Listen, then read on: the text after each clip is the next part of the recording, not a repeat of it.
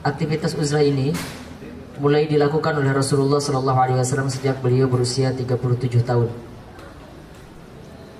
Jadi sejak usia itu Rasulullah memang semakin kuat sensitivitasnya ketika melihat kondisi masyarakatnya yang sudah sangat rusak. Beliau merasa gelisah dengan masyarakatnya yang banyak sekali melakukan kemaksiatan. Apakah itu perzinaan, perjudian, saling bertikai satu sama lain antar kabilah, saling tipu menipu dalam perdagangan. Bahkan di antara mereka ada juga yang membunuh anak perempuan mereka hidup-hidup. Rasulullah SAW merasa gelisah dengan semua hal itu, tetapi beliau sendiri merasa tidak mampu untuk bisa melakukan apapun untuk memberikan solusi terhadap persoalan-persoalan tersebut. Akhirnya yang beliau bisa lakukan adalah menghindarkan diri beliau dari pengaruh buruk masyarakatnya, yaitu dengan cara beruzlah, menyendiri di Gua Hira. Kemarin saya juga menyampaikan bahwa sesungguhnya aktivitas ini juga bisa kita lakukan hari-hari ini, meskipun kita tidak perlu mencari gua untuk beruzlah, ya. Tapi Allah Subhanahu Wa Taala sudah sediakan bagi kita momentum-momentum, waktu-waktu yang bisa kita gunakan untuk introspeksi, kita bisa gunakan untuk muhasabah, kita bisa gunakan untuk berkontemplasi gitu, mencari inspirasi, menenangkan pikiran, memperbaharui jiwa kita. Di antaranya adalah waktu sepertiga malam terakhir. Di setiap malam kita bisa memanfaatkan waktu kita. Kemudian di samping itu juga ada 10 hari terakhir di bulan Ramadan. Kita disunahkan untuk i'tikaf di masjid. Untuk sementara kita tinggalkan urusan-urusan dunia, kita fokus dengan Allah Subhanahu Wa Taala.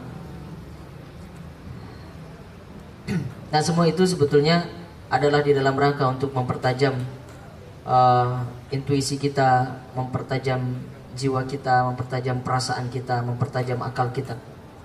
Dan waktu-waktu seperti itu, menyendiri sejenak atau berhenti sejenak, itu juga kita perlukan sebagai seorang manusia yang seringkali kita bergelut, berjibaku dengan berbagai macam aktivitas yang melelahkan, menguras energi kita, menguras pikiran kita.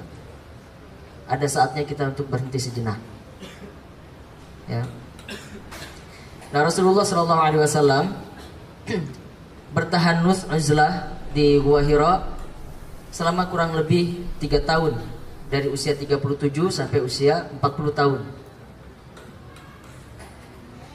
Meskipun demikian, aktivitas ini sebetulnya bukan Rasulullah saja yang melakukannya, atau bahkan bukan Rasulullah yang pertama kali melakukannya, tetapi ada orang lain juga melakukan aktivitas tersebut. Golongan Hanifiyah juga beberapa di antara mereka melakukan aktivitas uzlah ini. Jadi rupanya Rasulullah SAW melihat aktivitas ini dilakukan oleh orang-orang yang memiliki kegelisahan terhadap masyarakatnya, dan beliau melakukan hal yang sama dengan mereka. Para ulama menjelaskan kepada kita apa yang dilakukan oleh Rasulullah SAW di Gua Hira itu. Mereka mengatakan bahwa Rasulullah beribadah sebagaimana ibadahnya Nabi Ismail alaihissalam, tetapi tidak disebutkan secara detail, ya, aktivitas seperti apa ibadah yang dilakukan oleh Rasulullah SAW itu. Ya, apakah sholat sebagaimana sholatnya kita, itu juga tidak dijelaskan, atau aktivitas yang lain. Hanya dijelaskan oleh para ulama bahwa Rasulullah beribadah sebagaimana ibadahnya Nabi Ismail ketika beliau berada di Gua Hira. Nah, setelah 3 tahun Rasulullah SAW menjalani aktivitas uzlah ini, tibalah masanya datang kepada Rasulullah SAW sebuah peristiwa besar. peristiwa ini yang mengawali turunnya risalah dari Allah Subhanahu wa taala yang harus disampaikan oleh Rasulullah SAW kepada umat manusia. Peristiwa itu terjadi pada saat Rasulullah berusia 40 tahun. Saat beliau sedang beruzlah di Gua Hira, tiba-tiba saja datang sesosok makhluk mendekap kuat Rasulullah SAW sampai beliau sesak, sulit untuk bernafas. Makhluk ini mengatakan, "Iqra." Rasulullah menjawab dengan suara yang gemetar, "Ma ana biqari'in." Aku tidak bisa membaca. Tetapi makhluk ini tetap meminta Rasulullah untuk membaca, "Iqra." Rasulullah menjawab lagi, "Ma ana biqari'in." Saya tidak bisa membaca.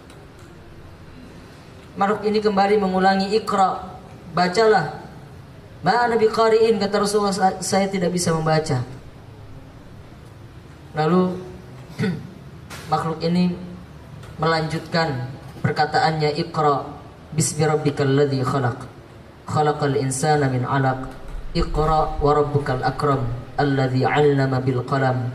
'Allamal insana ma lam ya'lam." Surat Al-Alaq 1-5. Inilah wahyu yang pertama kali turun kepada Rasulullah sallallahu alaihi wasallam. Ya. Rasulullah saat itu belum menyadari bahwa makhluk yang datang kepadanya adalah Jibril alaihissalam, malaikat yang menyampaikan wahyu kepada para nabi dan rasul. Rasulullah juga belum menyadari bahwa dirinya sejak saat itu telah diangkat oleh Allah Subhanahu wa taala menjadi nabi dan rasulnya.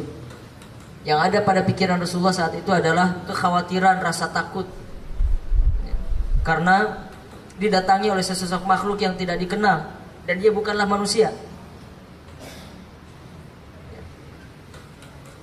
Karena mendapatkan peristiwa ini, Rasulullah SAW akhirnya keluar dari Gua Hira dengan perasaan yang sangat takut. Tersaruk-saruk beliau menuruni Jabal Nur, Bukit Cahaya, ya, karena Gua Hira itu berada di puncak Jabal Nur, di atas Jabal Nur. Beliau turun dari Jabal Nur, pulang ke rumahnya, ya, masih dengan perasaan yang sangat takut itu. Ketika sampai di rumahnya, Rasulullah mengatakan kepada Khadijah, "Ya Khadijah, zammiluni, zammiluni." Wahai Khadijah, selimuti aku, selimuti aku. Khadijah melihat suaminya itu pulang ke rumah dengan tubuh yang gemetar, wajah yang pucat, dan sangat terlihat rona ketakutan di wajah Rasulullah SAW itu. Tetapi Khadijah menahan diri untuk tidak bertanya kepadanya. Khadijah hanya melakukan apa yang diminta oleh Rasulullah SAW, yaitu untuk menyelimutinya. Akhirnya Khadijah menyelimuti Rasulullah SAW dan Rasulullah diberikan waktu untuk beristirahat, untuk menenangkan dirinya. Nah, ikhwan sekalian yang dirahmati Allah Subhanahu wa taala, ini adalah peristiwa turunnya wahyu yang pertama kepada Rasulullah SAW. Makhluk yang datang kepada Rasulullah di Gua Hira itu adalah Jibril, malaikat yang menurunkan wahyu kepada para nabi dan rasul. Dan wahyu yang pertama turun kepada Rasulullah SAW itu adalah surat Al-Alaq 1-5. Yang perintah pertamanya adalah Iqra, membaca. Ya. Perintah dari Allah yang pertama kali turun kepada Rasulullah SAW itu bukan perintah untuk sholat, bukan perintah untuk puasa, bukan perintah untuk jihad, bukan perintah untuk melakukan ibadah yang lainnya, tetapi perintah untuk membaca. Iqra. Membaca adalah simbol dari pengetahuan. Dan segala sesuatu yang kita lakukan, terutama dalam hal ibadah, harus senantiasa dilandasi dengan pengetahuan yang baik. Karena tanpa pengetahuan, apa yang dirusak lebih banyak daripada apa yang diperbaiki, kata Umar bin Abdul Aziz. Sebuah amal yang tidak disertai dengan ilmu, kata Umar bin Abdul Aziz, apa yang dirusak lebih banyak daripada apa yang diperbaiki.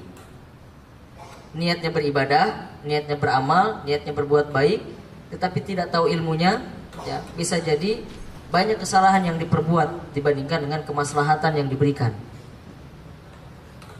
Sekali lagi, segala sesuatu yang kita lakukan di dunia ini harus selalu dilandasi dengan pengetahuan. Ya. Bahkan di dalam beriman saja, kita harus memiliki pengetahuan. Iman itu adalah kebenaran yang kita yakini dan kebenaran yang kita pahami. Itu iman. Iman itu adalah meyakini doktrin dan ajaran dan memahami doktrin dan keyakinan. Itu iman. Jadi iman itu berkaitan dengan aspek hati, keyakinan, juga berkaitan dengan aspek akal, pengetahuan. Jadi tidak cukup hanya dengan yakin saja. Dalam iman kita juga perlu paham, perlu memahami. Dalam konteks iman, dalam konteks ibadah, syarat diterimanya ibadah itu ada dua, ikhlas dan ittiba. Ikhlas itu berkaitan dengan hati, ya, dengan orientasi, tujuan. Sedangkan ittiba itu adalah berkaitan dengan kaifiat, dengan tata cara bagaimana Rasulullah SAW melakukan ibadah itu dan kita meneladaninya sesuai dengan apa yang dicontohkan oleh Rasulullah SAW, dan itu berkaitan dengan aspek pengetahuan. Maka Allah Subhanahu wa taala memerintahkan kepada kita, Iqra, bacalah. Jadi kita sebagai manusia beriman yang harus menjadi prioritas yang kita perhatikan pertama kali dalam kehidupan kita adalah membaca. Bagaimana kita membaca? Membaca itu bisa membaca teks dan bisa membaca konteks. Bisa membaca buku, bisa membaca peristiwa dan pengalaman. Keduanya harus kita lakukan secara seimbang. Membaca buku penting, tapi juga membaca peristiwa tidak kalah pentingnya juga. Ya. Nah, kalau tidak seimbang, biasanya kalau orang cenderung membaca buku lebih banyak tetapi abai terhadap peristiwa di sekitar, tidak mau memperhatikannya, biasanya cenderung menjadi tekstualis, menjadi orang yang sangat kaku. Ya. Sebaliknya, kalau dia terlalu cenderung kepada membaca fakta-fakta, membaca peristiwa, ya, membaca pengalaman, tetapi abai untuk membaca buku yang memberikan nilai-nilai normatif kepadanya, maka biasanya orangnya cenderung liberal. Ya. Cara berpikirnya seenaknya dia, tidak mau mengacu pada nilai-nilai normatifnya. Jadi keduanya harus berjalan secara seimbang.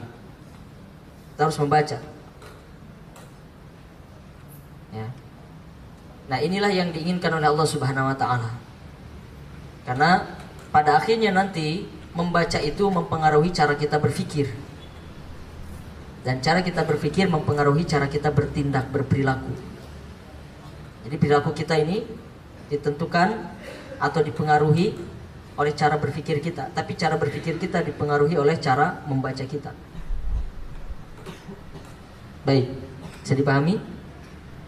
Maka membaca menjadi satu hal yang sangat penting dalam kehidupan kita, dan itulah perintah yang pertama kali diturunkan oleh Allah Subhanahu wa taala kepada Rasulullah sallallahu alaihi wasallam, membaca, Iqra. Ya. Ketika Rasulullah SAW merasa dirinya mendapatkan satu hal yang buruk, ya, itu yang dirasakan oleh Rasulullah dari peristiwa turun wahyu kepada dirinya ini. Ya, beliau pulang ke rumahnya dan hanya minta untuk diselimuti oleh Khadijah. Yang harus kita perhatikan dalam peristiwa ini adalah bagaimana sikap Khadijah ketika menghadapi suaminya yang baru saja pulang dalam keadaan seperti itu, dalam keadaan terlihat sangat takut, badannya gemetar, wajahnya pucat. Beliau hanya mengatakan zamiluni, zamiluni ya Khadijah. Beliau menahan diri untuk tidak bertanya banyak hal kepada Rasulullah SAW. Meskipun Saya membayangkan ada banyak pertanyaan pada diri Khadijah pada waktu itu. Ya bayangkan saja kalian, terutama yang perempuan ini, yang akhwat, ya. Suatu saat suaminya datang ke rumah dengan kondisi yang seperti itu. Kan nampaknya kita nggak tahan ya untuk bertanya, ada apa? Minimal kan itu pertanyaannya, ada apa? Kenapa? Ada apa? Minimal begitu bertanya. Tetapi Khadijah menahan dirinya untuk tidak bertanya apapun. Nah, disinilah kematangan Khadijah. Kita akan melihat berkali-kali Khadijah menunjukkan kematangannya. Dan memang Khadijah ini telah dipersiapkan oleh Allah Subhanahu wa taala untuk Rasulullah sallallahu alaihi wasallam. Ya.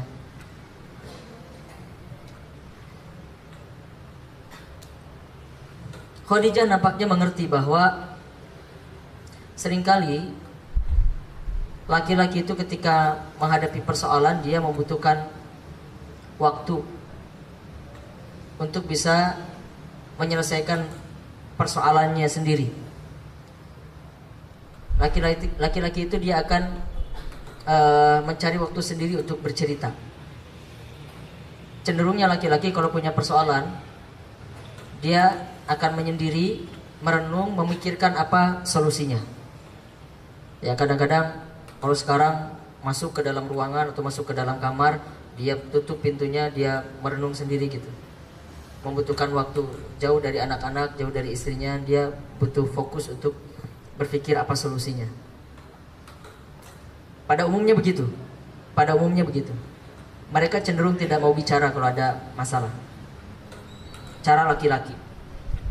Meskipun ada juga laki-laki yang punya masalah langsung ngomong ke sana kemari gitu. Ada juga. Tapi pada umumnya, saya katakan pada umumnya begitu.